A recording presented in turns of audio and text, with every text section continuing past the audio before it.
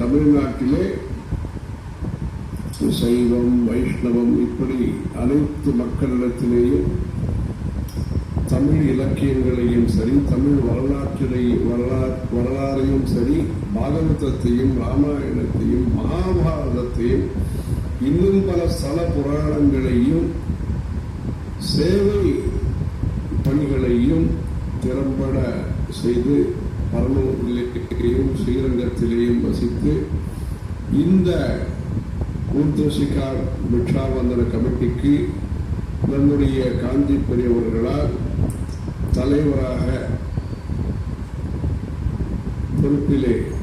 அமர்த்தப்பட்ட கிருஷ்ணபிரேமி அவர்கள் இந்த ஊர்த்வசிகா பிராமண கமிட்டிக்கு, பிக்ஷாவந்தன கமிட்டிக்கு தலைவராக இருந்து இந்த கோரிக்கையில இந்த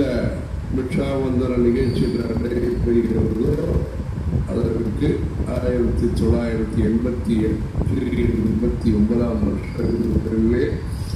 அந்த நிகழ்ச்சி ஆரம்பிக்கப்பட்டு 35 ஆண்டுகளை கடந்து இந்த பிக்ஷாவந்தன நிகழ்ச்சியானது இந்த சாதுர்மாசத்திலே அனுராதா நட்சத்திரத்தன்று பலரும் கலந்து கொண்டு இதை சிறப்பாக செய்து வருகிறார்கள்.